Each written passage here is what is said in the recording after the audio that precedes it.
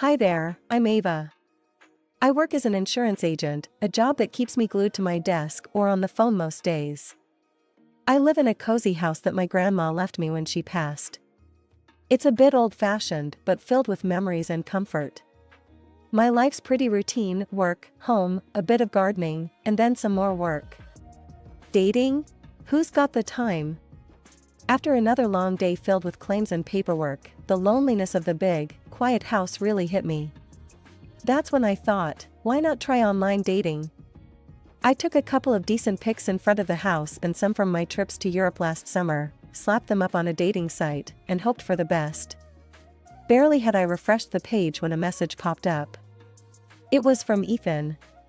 His profile showed a guy with a confident smile, standing in a garage full of cars. The caption said he ran his own car repair shop. Just my type, a guy who knew how to handle tools. We hit it off right from our first chat. Ethan was straightforward, no airs about him. He said, "Hey Ava, I see you've been to Italy. Got any good travel stories?" I laughed, typing back quickly, "If getting lost in Venice and ending up on a private gondola counts, then yeah, loads." "Sounds like my kind of adventure," he replied. And just like that, we kept messaging back and forth. He had a sense of humor that made even a bad day good. Our first date was at a local diner.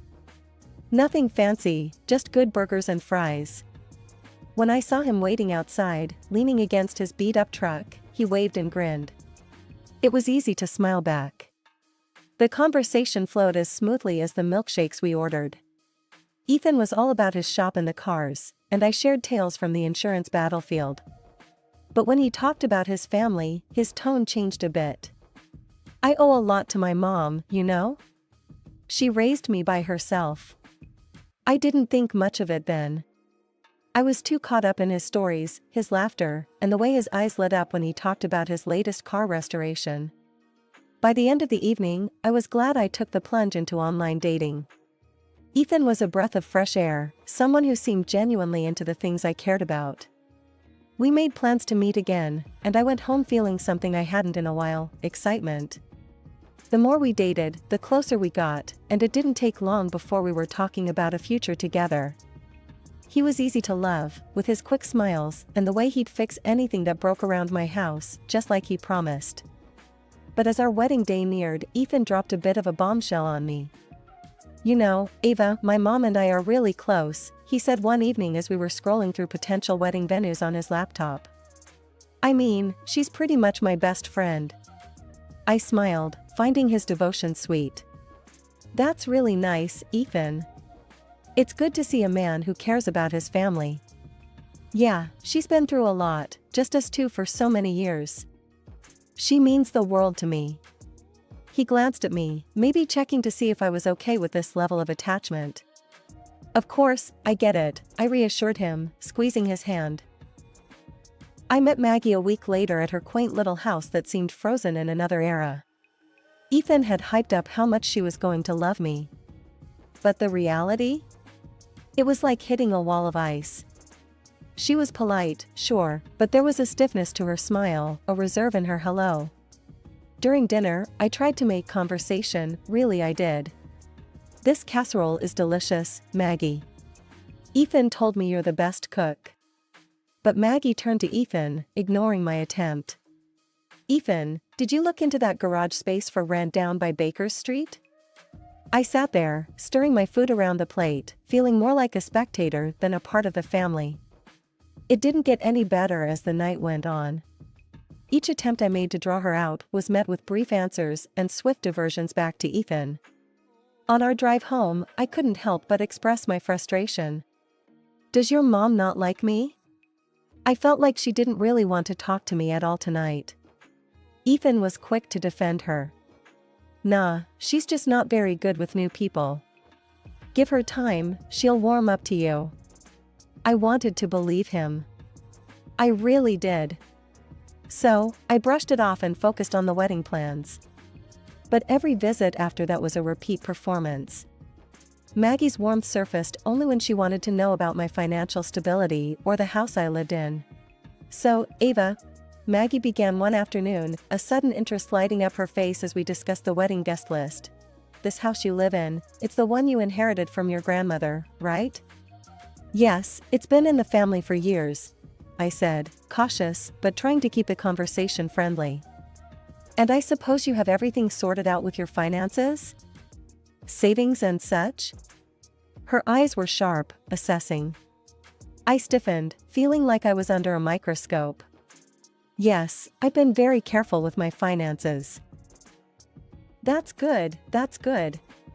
It's important to have a solid foundation, especially in a marriage, she added, her gaze flickering between Ethan and me. The conversation drifted back to mundane wedding details, but the seed of unease was planted. Maggie's questions lingered in my mind, painting my thoughts with doubt. What was her angle? Was she just being overly protective, or was there something more calculating beneath her questions? Ethan seemed oblivious to these subtleties, always smoothing over any awkwardness with a joke or a change of topic. Mom's just being mom, he'd laugh whenever I brought up how she made me feel. As the wedding day drew near, the excitement I felt was tinged with nerves, not just about the big day, but about everything that was becoming increasingly complicated with Ethan's family. A question that had been nagging at me finally slipped out one evening while Ethan and I were checking off items on our to-do list. Ethan, how come your dad isn't on the guest list? I asked, trying to sound casual, but I was genuinely curious. He looked up from his list, a frown briefly crossing his face. My dad? Ava, he left us when I was just a kid. He made his choice, Ava. I don't see any reason to drag up the past now. I nodded, respecting his feelings, but something didn't sit right with me. It felt like there was more to the story, and on a whim, I decided to dig a little deeper. Using a bit of my insurance sleuthing skills, I managed to find a contact number for Ethan's dad, Michael. The next day, while Ethan was at work, I made the call, my heart racing as it rang. Hello? The voice on the other end was cautious, reserved. Hi, Michael? My name's Ava. I'm Ethan's fiancée. We're getting married soon, and I thought you should know. I stumbled through my introduction. There was a pause, a heavy silence that made me think he might just hang up. But then he spoke, his voice laced with a mixture of surprise and something else I couldn't quite place. Ava, that's news. But listen, I think it's best if I stay out of it. Ethan's made it clear he doesn't want me in his life. His words were calm but firm, yet he added something that sent chills down my spine. Just be careful, Ava. With him and his mother.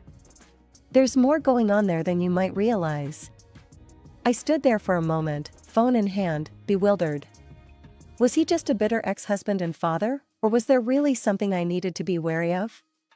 Shaking off the unease, I decided he must just be a little out of his mind, as Ethan had implied. The wedding day arrived, and it was like a dream. Everything was perfect, from the weather to the flowers. But even the most beautiful day couldn't keep the shadows at bay. Maggie, Ethan's mother, was a force to be reckoned with. From the moment the ceremony started, she was ever present, hovering close to Ethan, adjusting his tie, whispering in his ear. At the reception, I hoped we could finally have our moment, but Maggie had other plans. When it came time to cut the cake, she brushed past me, a tight smile on her face. I'll handle this, dear, she said loudly enough for nearby guests to hear. I am the main hostess, after all. I watched, stunned, as she took the knife and started slicing the cake, her other hand possessively on Ethan's shoulder. The guests clapped, but the applause felt hollow. I felt more like a guest at my own wedding than the bride. Throughout the evening, Maggie made sure to position herself prominently in every photo, always inserting herself between Ethan and me. Her laughter was forced, her joy seemingly more about her victory in maintaining control than about our happiness. Ethan and I settled into my grandmother's house. Everything was going smoothly, or so I thought, until the dynamic shifted dramatically with Maggie's regular intrusions. Every weekend, we'd go over to Maggie's for dinner, and it was like stepping into a minefield. She was all sweet smiles to Ethan while serving up a side of snide remarks to me. Ava, try the roast. You might learn a thing or two about cooking, she'd say, her voice dripping with a sarcasm that made my skin crawl. Ethan would just chuckle, clueless, or maybe just unwilling to catch the barbs. Mom's right. Nobody cooks like her. He'd laugh, completely missing the tension.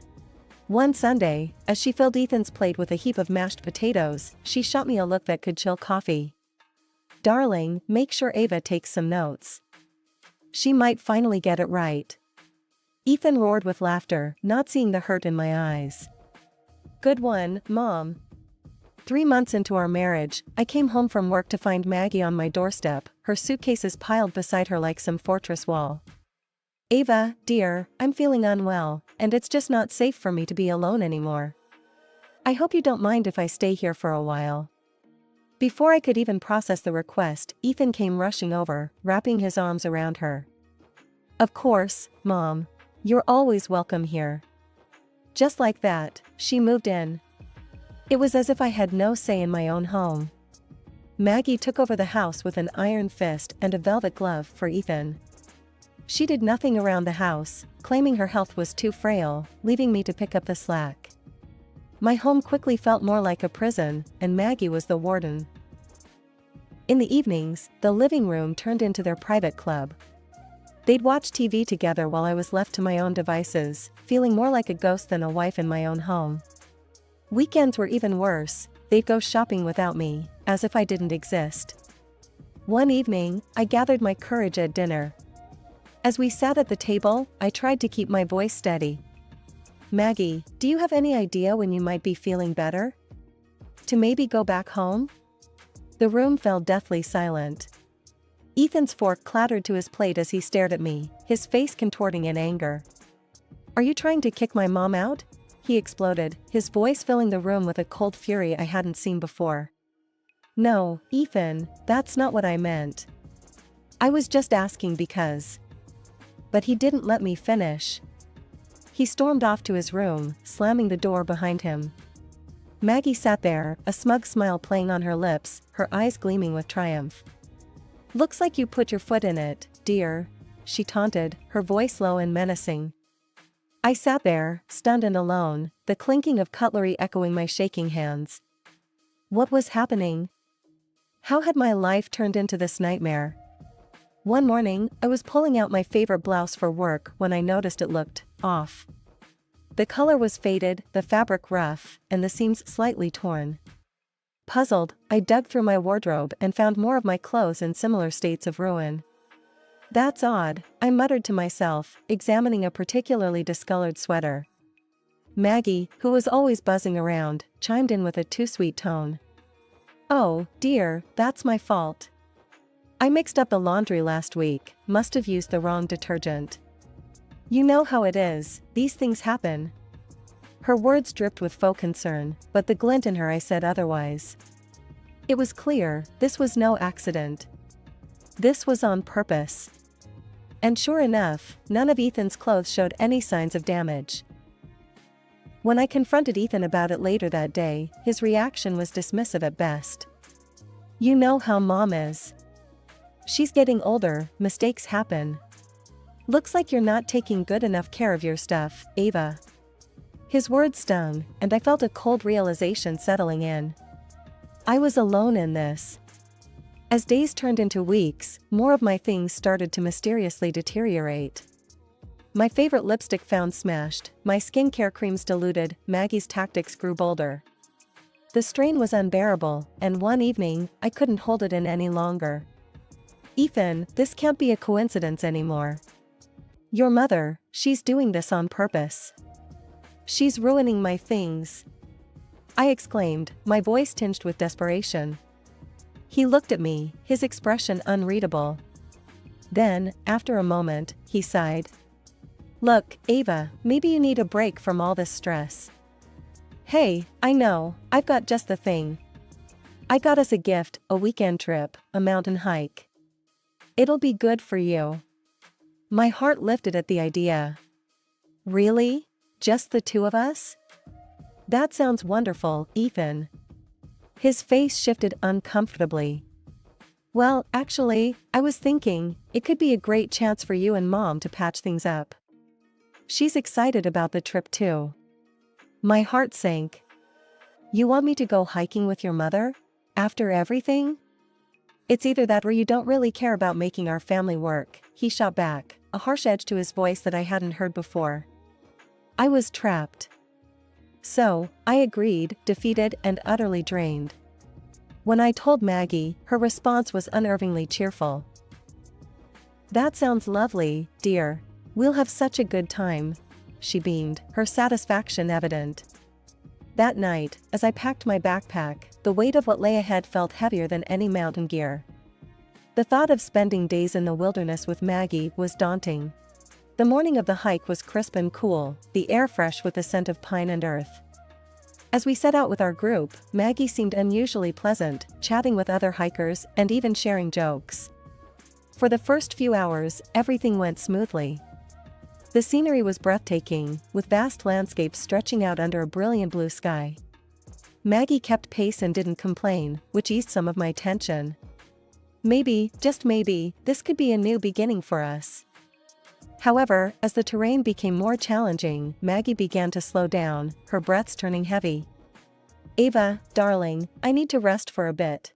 Go on, I'll catch up. She gasped, stopping to lean against a boulder. I'll stay with you for a bit. We can go slow, I said, settling next to her.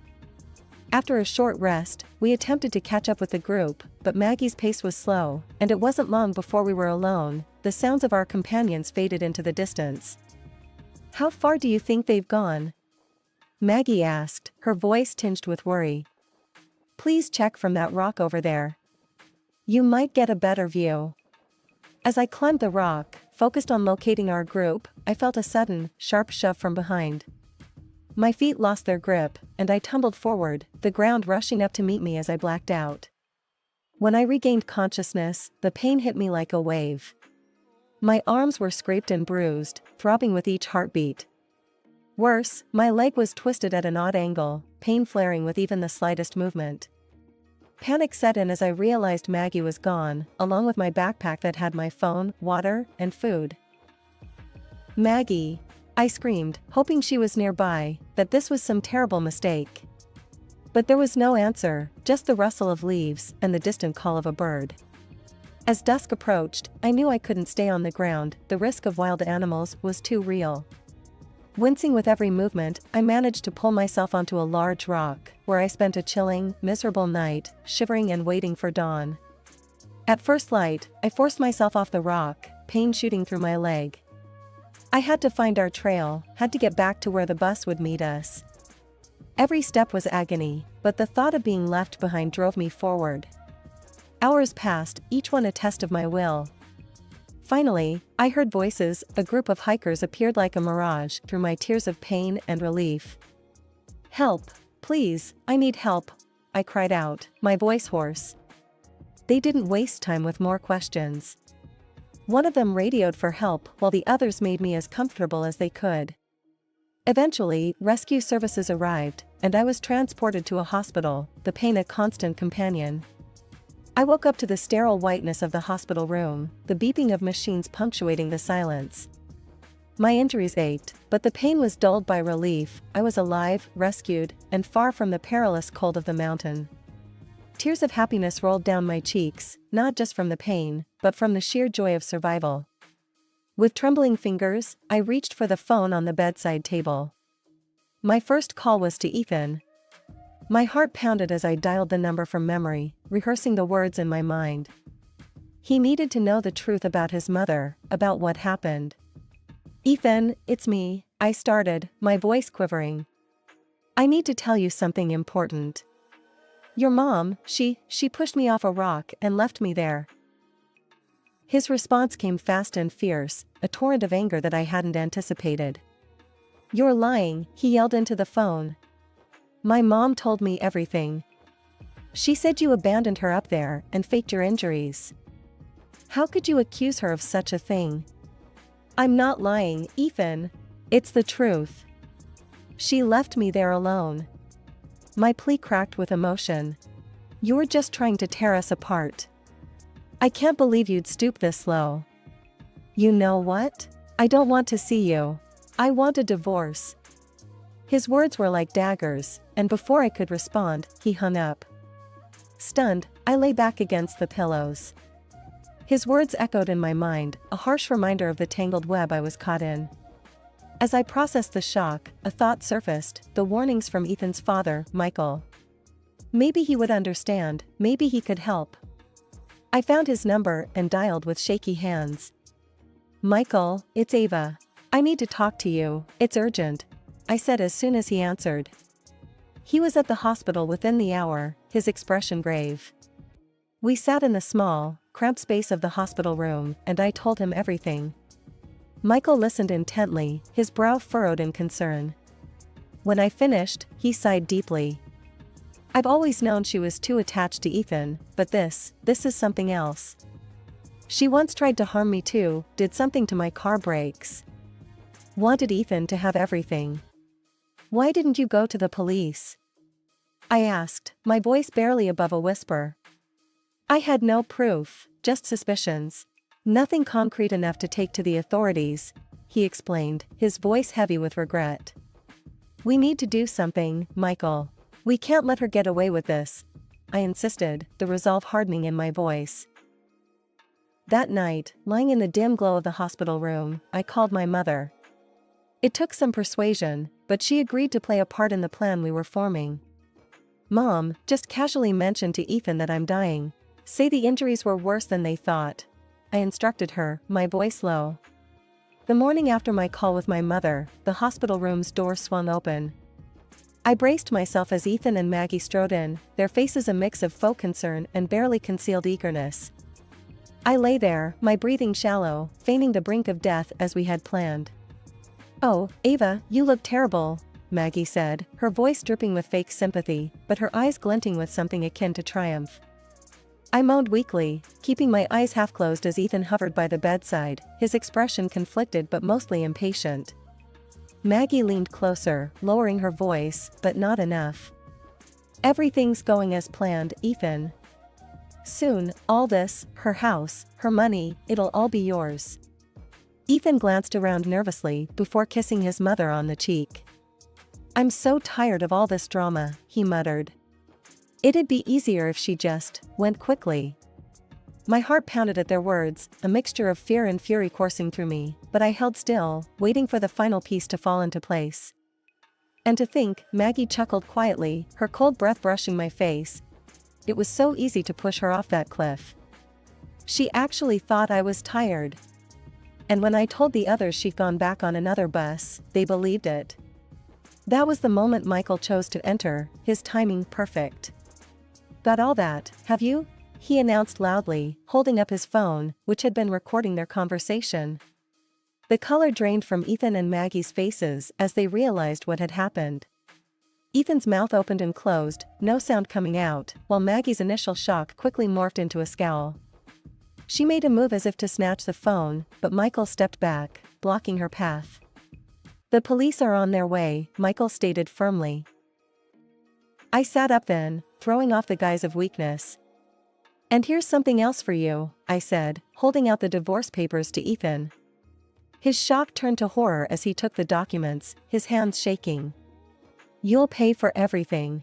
All of it, I said, my voice stronger than I felt.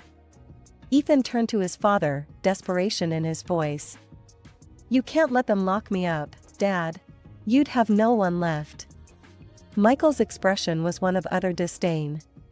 Actually, I will have someone. Ava's pregnant. And I will make sure my grandchild and Ava have everything they need. The revelation hit everyone like a bolt. Ethan staggered as if struck, his face ashen, while Maggie's eyes widened in disbelief. Before more could be said, the police arrived. They listened briefly to Michael's explanation, checked his recording, and then handcuffed Ethan and Maggie. As they were led away, the reality of their situation finally seemed to dawn on them. In the months that followed, the trial was swift. The evidence was undeniable, and both Ethan and his mother were sentenced to significant terms. The house became peaceful again, and with Michael's support, I prepared for the new life I was about to bring into the world. When my son was born, it was with a sense of relief and renewal. Michael was there, beaming, as he held his grandson for the first time. "He's going to have a good life," he promised, and I believed him.